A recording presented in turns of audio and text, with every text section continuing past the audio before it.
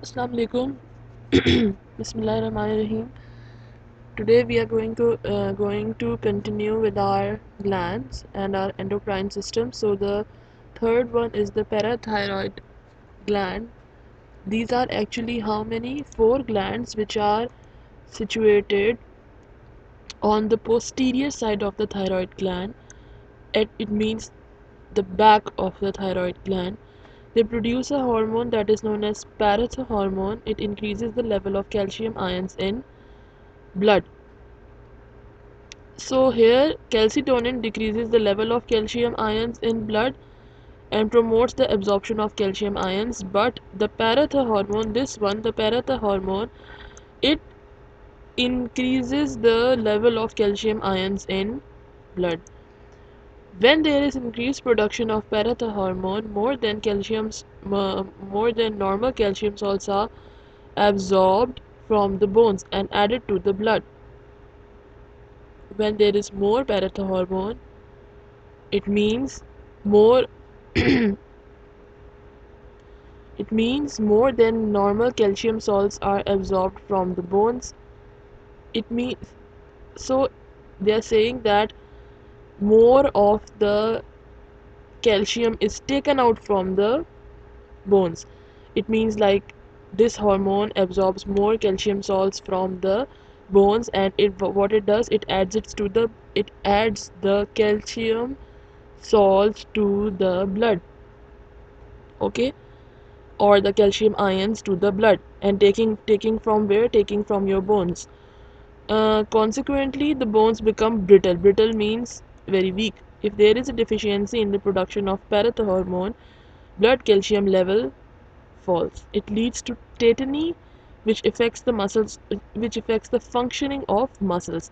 So, because of the parathormone, please listen as a summary that because of the parathormone, what happens? The calcium salts are increased in the blood, and the calcium salts are absorbed from the bones and added in the blood. In case of increase in parathormone, there will be more calcium ions in the blood, and the bones will become brittle. But in case of deficiency of parathormone, the blood calcium levels are going to fall, and it leads to tetany, which is a disease, and it affects the functioning of muscles because muscles also need calcium. And who provides the muscles to the calcium? The parathormone. Tetany is marked by a sharp flexion of the wrist and ankle joints, muscle twitching, cramps, and convulsion. So muscle twitching is the abnormal movement of muscle. Flexion means, see, flexion, relax. Flex is the opposite of relax. So it means your hands are just open with forced, the wrist and the ankles. Okay, so they flex. And cramps and convulsions means झटके. Okay, like convulsion means जिस तरीके से दौरा पड़ जाता है. That is what they mean by these symptoms. It is due to decreased blood calcium level, which makes the nerves and muscles more excitable. So what happens because of the less calcium? This happens. We completed the thyroid gland, and now we are going to start the adrenal gland, which was present above the kidneys. So it is situated above the kidneys. Each adrenal gland consists of how many parts? Two parts. See, the situation is necessary. You have to write the situation. No, location, that where is it situated, and then the adrenal gland, what does it consist, like what are the extra informations about it. So it consists of two parts. The outer part is the cortex, and the inner part is the medulla. So adrenal medulla, again, it in the structure is again similar to the kidney, cortex and medulla. So they are saying which is the outer part will be known as the adrenal cortex, and the inner part will be known as the adrenal medulla. It secretes a hormone called epinephrine or adrenaline. So as I told you, what adrenaline rush. Remember the adrenaline rush. Like I explained you when we were doing the nervous system in fight or flight situation. This is the hormone which is responsible for the fight or flight situation. Like if you are going to fight or if you are going to fight. Flight, like flight means run away. Okay, you have to face the situation or you are going to run away, and it is an emergency hormone because whenever there is some kind of stress, it prepares your body to overcome emergency situations. And this adrenaline is also known as emergency hormone, so they can give you this as an objective, that which is the emergency hormone, and which is epinephrine or adrenaline. So adrenal gland releases adrenaline, and or we call it epinephrine. Why nephrine? Because of nephrons which are present in the kidney. The adrenal cortex secretes many hormones called corticosteroids, which maintain the balance of salts and water in the blood. So corticosteroids corticosteroids, they are a group of hormones which maintain the balance of salts and water in the blood. So it means that these are the hormones which are responsible for the hormones from the corticosteroids are responsible for the um, reabsorption of water in the kidneys. Why? Because they are secreted by the kidney, and it involves the balance of water in the blood, balance of salts and balance of water. So I also mentioned this earlier, that there is a hormone which maintains the salts and water in the body, and this is the hormone corticosteroid, which are released from the adrenal glands. Okay, so actually it releases two hormones: epinephrine, which is related to the emergency situations, and it is released in response to the stress, and the other one is corticosteroid, which is related to the reabsorption of water. So see, these two hormones are totally, they have poles apart. Like one is related to something brain activity, and the other one is related to the kidneys. And but see, this is the mechanism of Allah.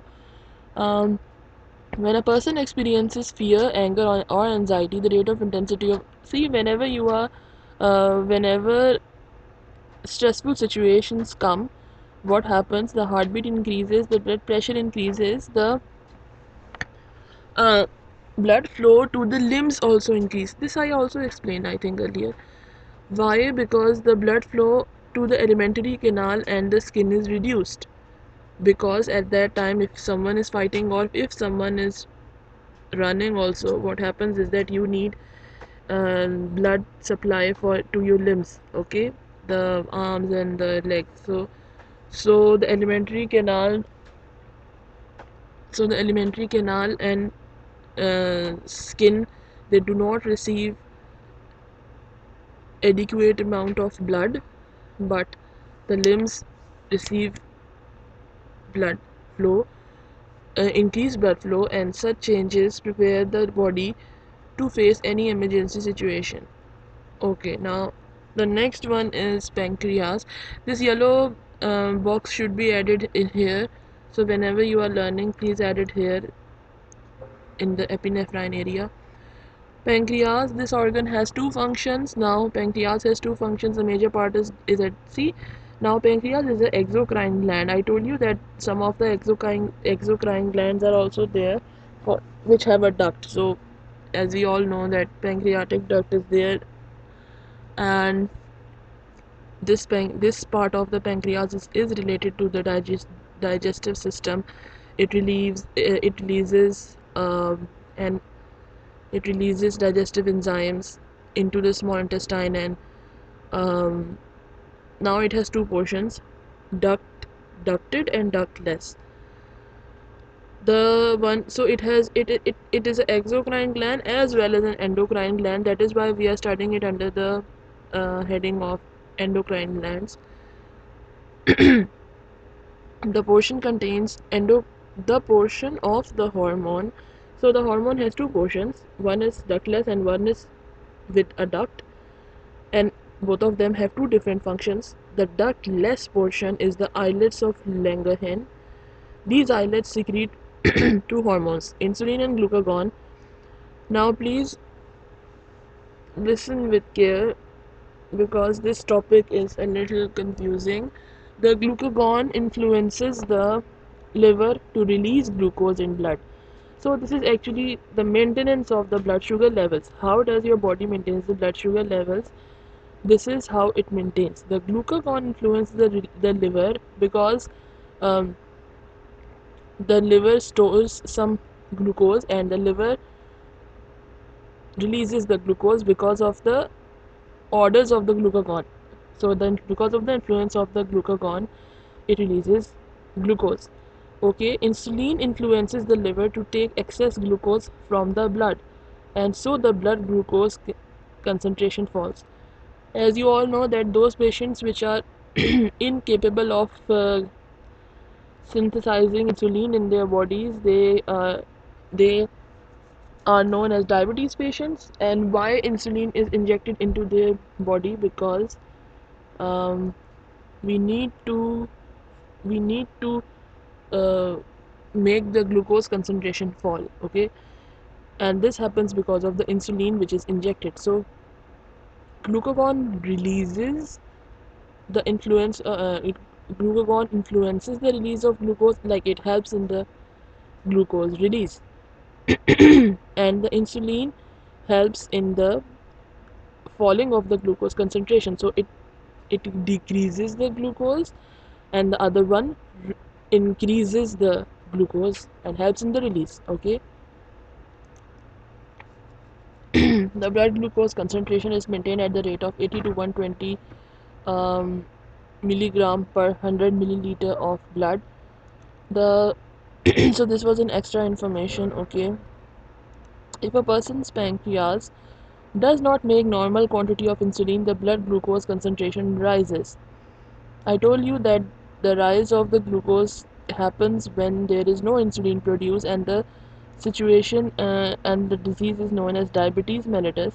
The person with diabetes has a loss of weight, weakening of muscles, and tiredness. These are the symptoms of the diabetes. The disease can be controlled by insulin administration. Formerly, insulin extracted from animals was used for this purpose, but now human insulin produced from bacteria through genetic engineering is also available. Now, BGC test is the blood glucose test, and what happens during this test is that it is used to diagnose diabetes. Blood glucose may be measured on a fasting basis, collected after an 8 to 12. Like whenever you are fasting, you are not eating anything after 8 to 10 hours, you have to check the BGC test, and randomly, anytime it can be taken after a meal. The results of some of the results are given below, so you can go through them and then see what are the normal um, quantities they have listed and all. So gonads are the actually testis and the ovaries that that I have explained earlier, and the um, hormones they release are the testosterone.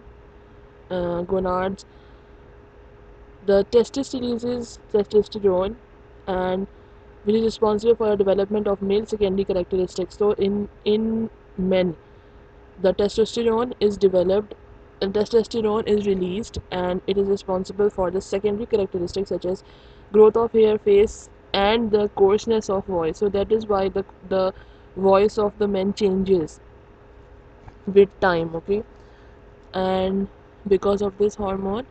Now the second one is ovary, and the ovaries they secrete estrogen and progesterone, which are responsible for the development of the female secondary characteristics such as the development of the breast. And it does not mean that the female do not have testosterone in their body. Yes, they do have. And it does not mean that the male people do not have estrogen or progesterone. Yes, they also have. Because these are normal hormones and they are also present in um, both both the genders.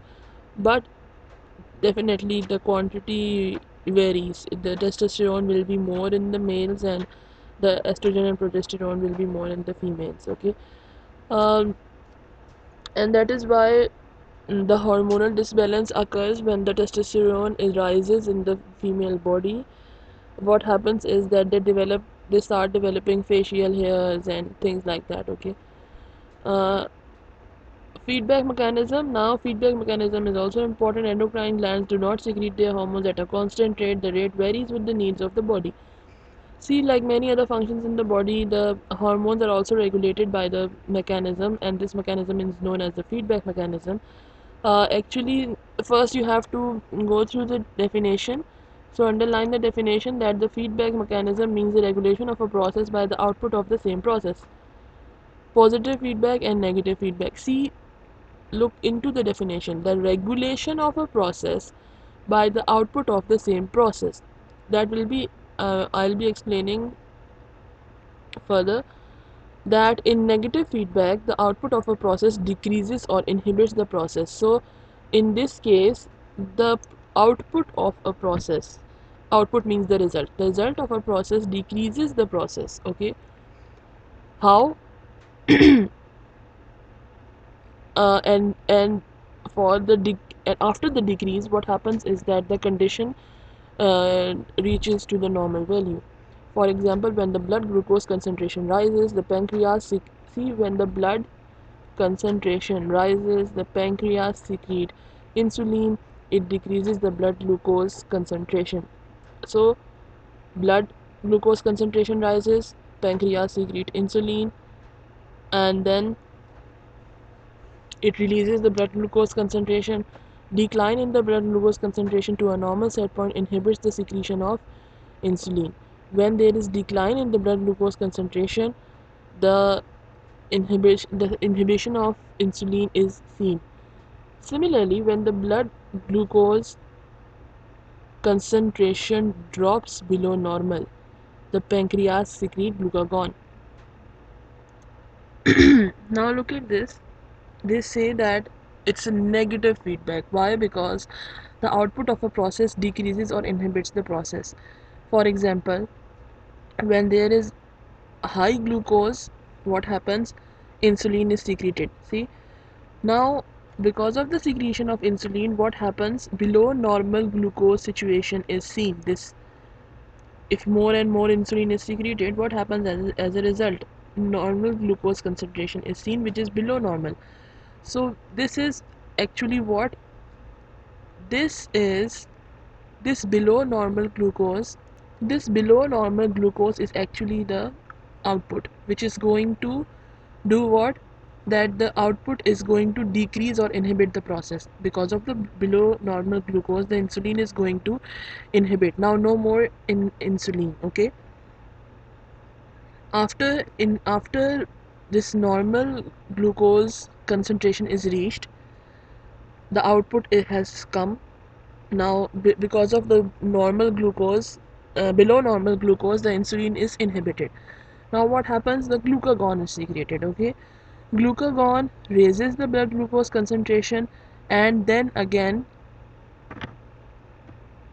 the below no, it rises the concentration. And if more of the concentration has risen, then what happens? Again insulin is secreted. So this is how they are related to each other, by the output of the same process. By the output of the glucose, again and again glucagon will be secreted and insulin will be secreted.